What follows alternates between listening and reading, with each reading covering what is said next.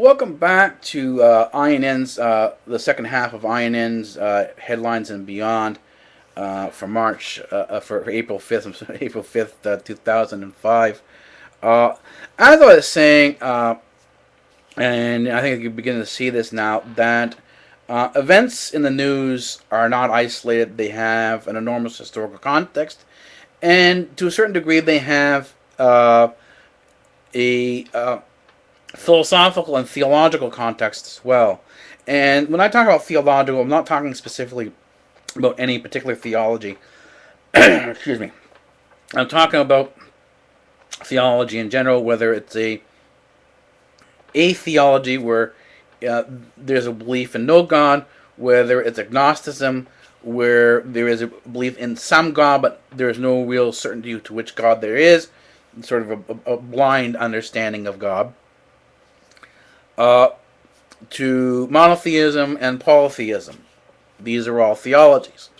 And throughout history, we've had civilizations grow out of all these various different forms of theologies. You've seen in these histories, we've seen constitutions come out of them. We've seen governments come out of them. We've seen laws come out of them. We've seen wars and an enormous amount of barbarity come out of them. And the question as we move forward is, how do we create a more peaceful society? And this has sort of always been the question, building a more, something that's a better, what we consider to be a better society without as much of the horrors that we are currently seeing around us. And this was certainly no less of an important issue to Buddha, who was a prince in India, looking at what was going on around him when he sort of began and started seeking his understanding of the world around him and trying to make things a better place, and sort of gave birth to Buddhism. Although what we see as Buddhism today is not necessarily the original, but rather many reformations and regenerations of Buddhism, including, well, their regenerations are more often than not, formed from an interpretation of and perception of a philosophy rather than the actual philosophy or theology itself. And this is certainly not lost in terms of its context for socialism. Socialism has its own intellectual leaders that things have come from and have been interpreted and reinterpreted again, and to the point where we can actually call President Obama, we can call him Master Obama, because he still has slaves under him. Because as a socialist, if you're on the social left, you believe the government is the one that does everything. Even though you may believe you're benign and being beneficial, you still have this control over people, this legal control over people, that because you create the law yourself, that bonds and indentures the citizen to the state. So the state, if you believe in Obama, and a lot of people do believe in Obama and his ideals of social left, then what you're heading for is a state of slavery, under which the state will determine what you could have based on their understanding of what is fair and what's not fair. And the thing is that the argument from the left, and then particularly Obama, is that things will be different this time. And what does he mean by things will be different this time? Well, the last time this is more or less tried out was the Soviet Union, and we saw the gulags, we saw the death camps, we saw all these the various treatments, the mental hospitals, all these different things that were done in the name of the social ideal in there. We saw what happened under Mao. We saw what happened in Burma and the way people were treated in Burma, the so-called, and we even see this today. If you look at North Korea, if you look at the people who were, the reality of the people starving to death in North Korea, being left to die on the streets, and you hear the rhetoric of this great leader who is living in luxury, then you can see yourself that in history, that history shows that socialism is a lie, and a lot of what Obama is talking about is a lie.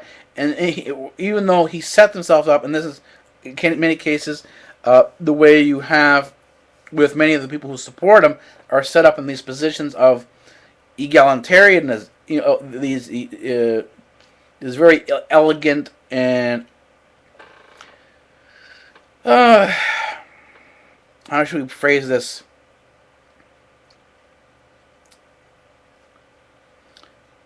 Very misogynistic positions.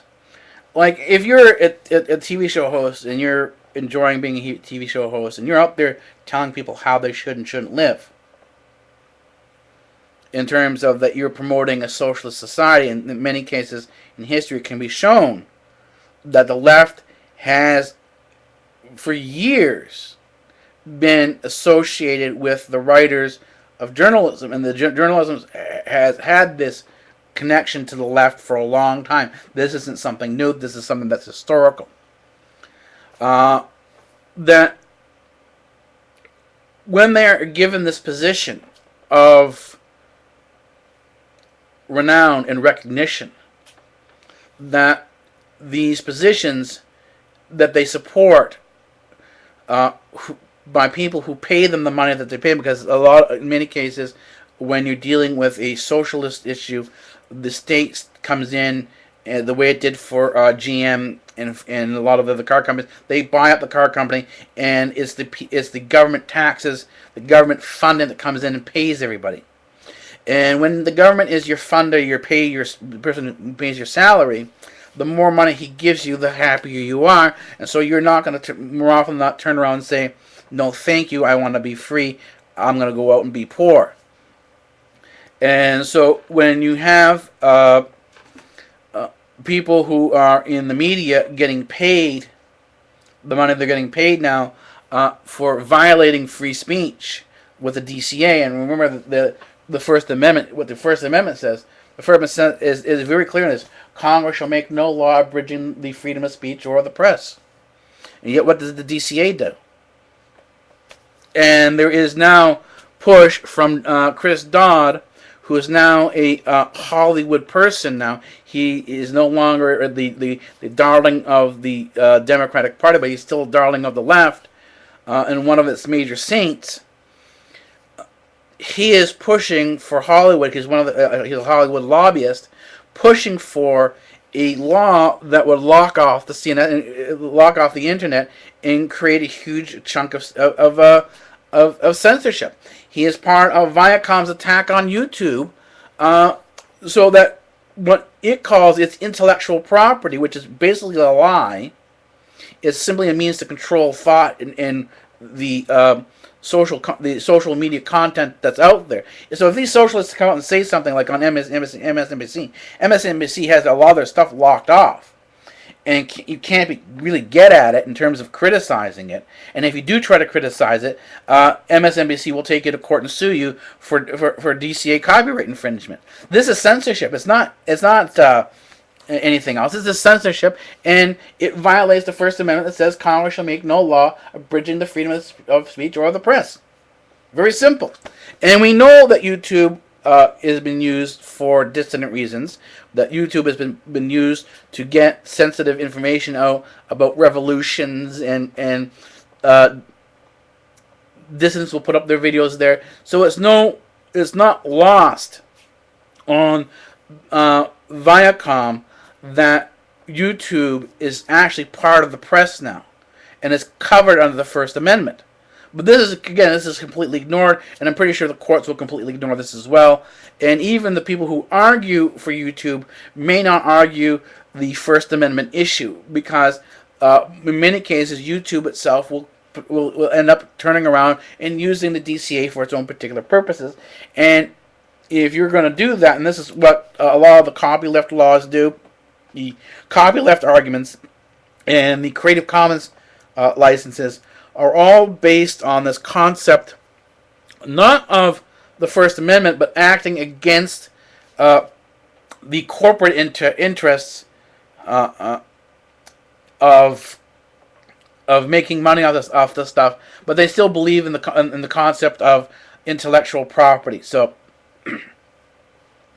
the copyleft, the GNU, the CC Creative Commons are not free speech. They don't encompass this concept of Congress shall make no law abridging the freedom of speech or of the press. This is not encompassed in there.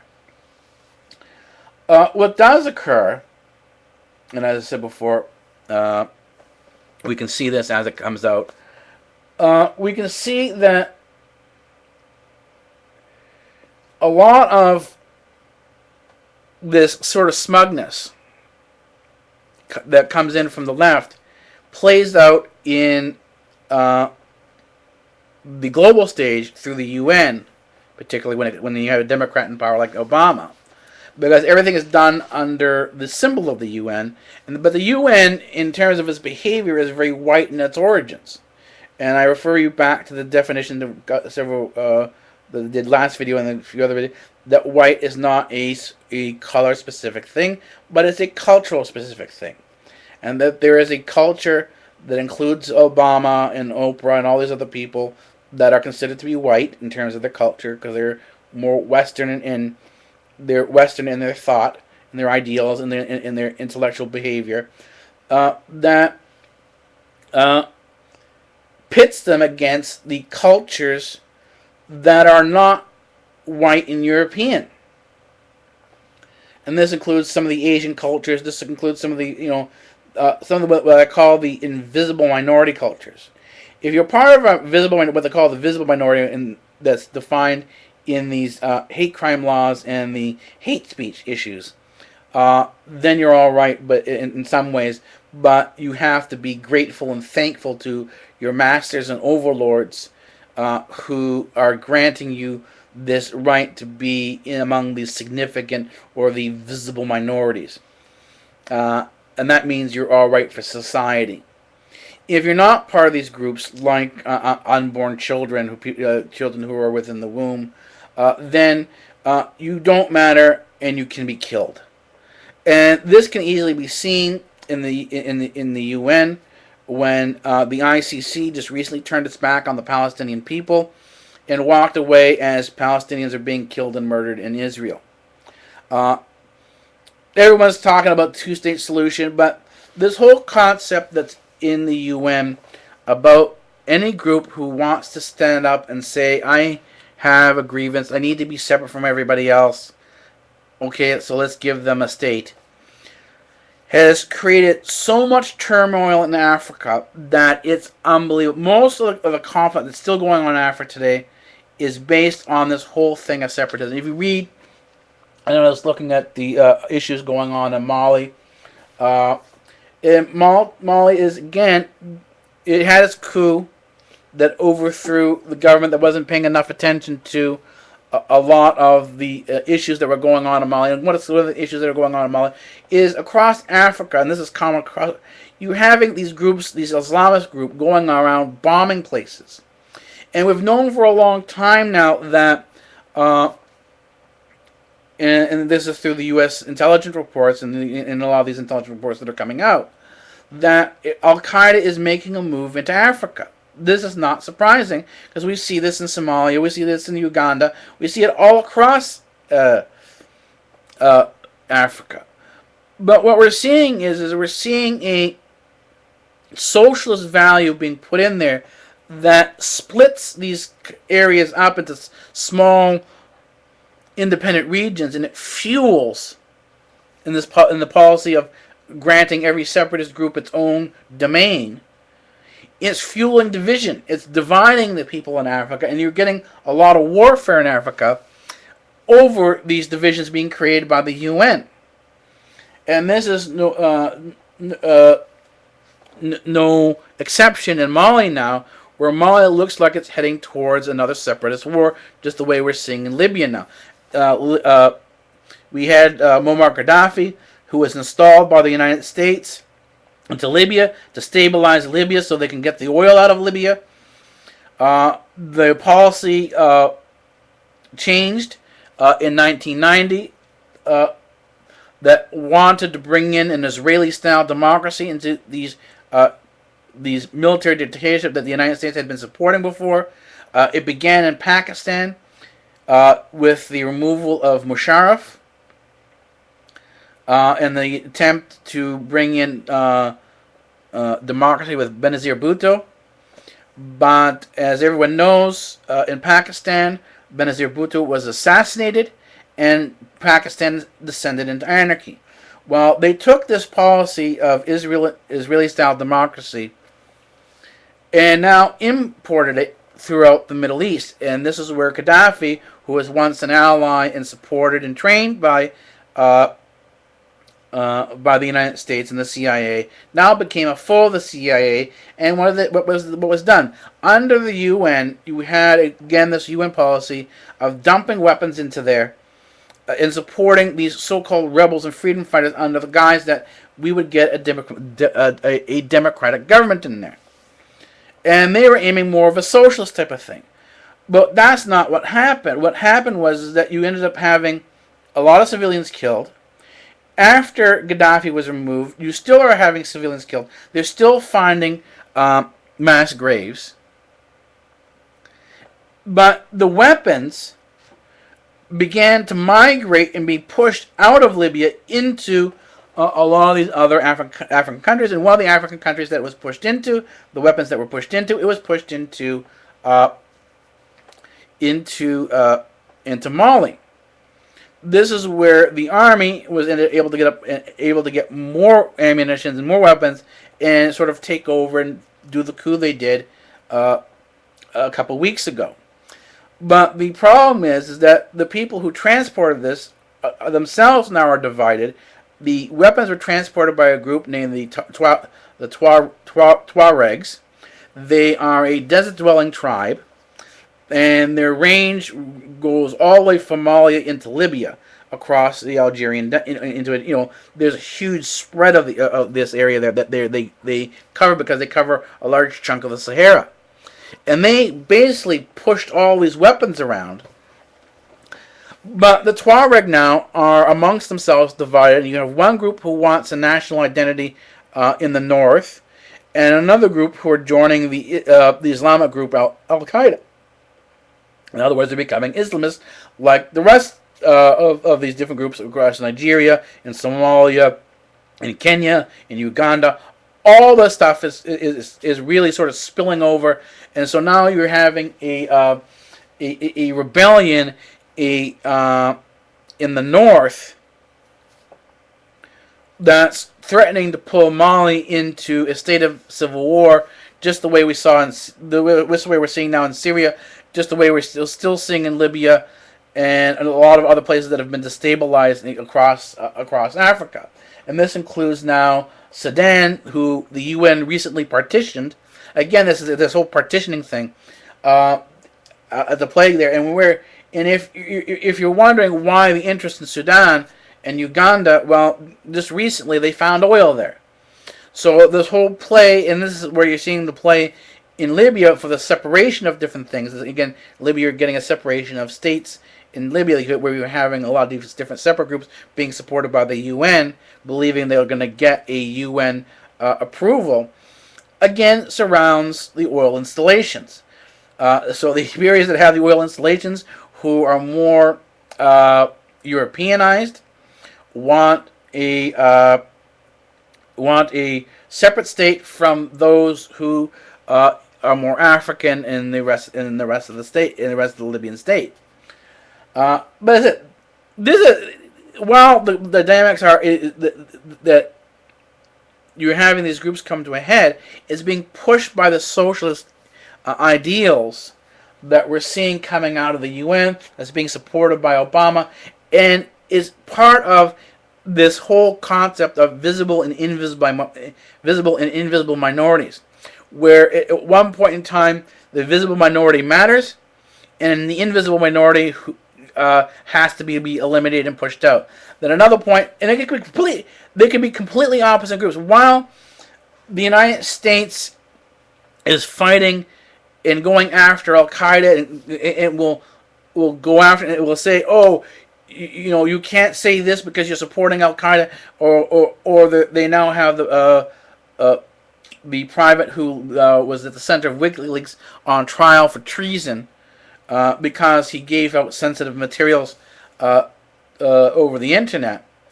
They're at the same time in both Africa and in the Middle East, including in Syria, providing Islamist groups with weapons.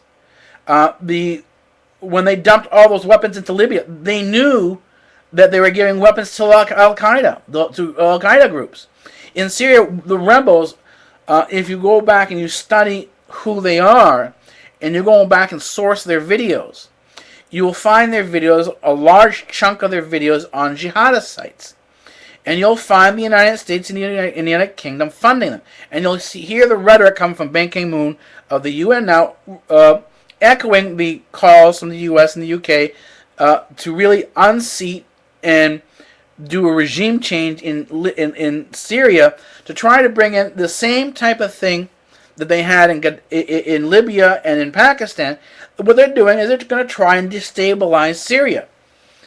And if you look at where Syria is situated geographically and why there's such an urgency, well, again, from Israeli media and inside of Israel, we see that there is a window of opportunity to attack Iran that Israel has, and that is by sometime in June. By June, that window starts to close, and they're going to need Syria to go through Syria in order to get at Iran.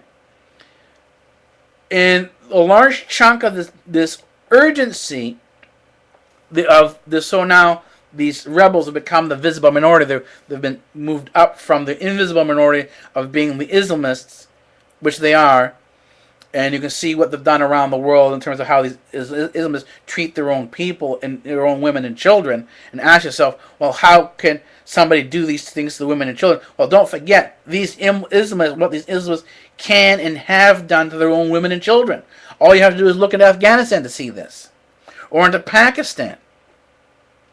Right? The rape laws, how they punish the woman for being raped.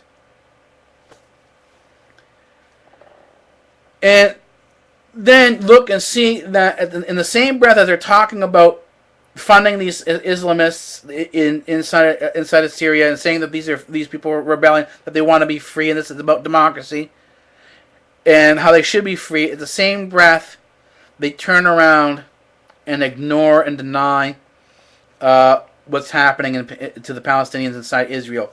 And as I said, at this point in time, I'm no longer referring to Palestine as a separate state. It's Israel now. The two-state solution is over. Right now, what you have, and the way things have gone down on the ground, you've got two fundamental prison camps inside of Israel. You've got the West Bank, and you've got Gaza. And at this situation now, what you have in Israel is what we had in South Africa. Israel right now is an apartheid state. And this is not simply my opinion, but this is the opinion of many of the Israeli peace activists. That what's happened now is we've gone beyond simply a occupation into an apartheid state where there is one group who is visible. It can have all these rights and need to have all these rights and protections, and there is one group who is invisible and needs to be eliminated for the benefit and the overall greater good of the common of the society at large. So the Palestinians now are on this invisible elimination list, just the way babies are in the United States, just the way the Jews were in Auschwitz and Hitler in Germany, just the way a large chunk of non-communists and other ethnic groups were inside of the Soviet Union in terms of the number of people who died in Ukraine. All you do is look at the Ukrainian famine, see what happened there. Look at where the journalists were on this particular issue. You'll see how the journalists lined up and were complimentary to the Soviet government. You can even see in the 1980s a number of musicians, these forward-thinking musicians. In Queen, there is one song, I'll dig it up, where it says, and it's a song about one world, that if we give up, it won't hurt at all. That if we give up, we won't hurt at all. Even in John Lennon's song "Imagine," that's essentially a communist national anthem. It says, "Imagine no God, no government, no properties, no possessions." Okay, so let's imagine this: that I download the song "Imagine" and I start using it to promote my videos. Do you think that song is not going to be flagged under DCA? And you can see the hypocrisy. So you can see the hypocrisy now. You can see the hypocrisy in history.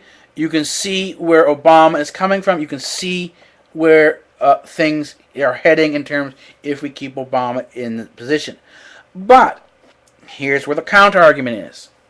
What is the proposal? What is the argument on the right being presented by the Republicans? Unfortunately, a large chunk of the argument from the right is that a right extreme solution is the answer to the left extreme solution, and that's not the solution. That's not democracy. That is not bringing in balance. Bringing things into a more centered society that means bringing things more towards an individualist society where the individual rights are respected, that the state cannot oppress you because of your individual beliefs, and that you have rights and freedoms beyond what the government tells you do. In other words, rights and freedoms in an individual society are defined by the individual and not by the government itself. And what I'll do is I'll be going over the next few months, from the next few weeks and months, over the philosophy and the theology behind it, how the theology emerges out from its initial core into the morality, and then from the morality into the Constitution and into laws. I guess I said everything sits within this context. If you're using the socialist model, you sit in the random, ambiguous model, because nothing in the world was created. Everything's an accident. Everything's random. So everything from this point out stays random. You cannot produce order from random. From randomness. You cannot get structure from a random structure from randomness. So you can't go from chaos to structure. You can't go from randomness to order. This is something that's inherently contradictive. So I said I'll be going into more of this later on in the next coming episodes and next coming broadcasts of this report, and I will also be doing working on new documentaries that will be coming up either next week or the week after. Anyways, this is it for tonight's show. Be careful. There's a lot of people out there telling you different things. Read for yourself. I have the link down below to the documentaries. There's now 4 up from the series Daniel Yergin's The Prize. You need to study this stuff. You cannot just simply sit. This is not a leisurely pursuit, unfortunately, because there is so much going on. There's so many lies out there. In order to dig for the truth, if you're interested in digging for the truth, then you need to lift up the covers. You need to be reading. You need to have an understanding of history, and that way everything will be put into context. So I'll see you later.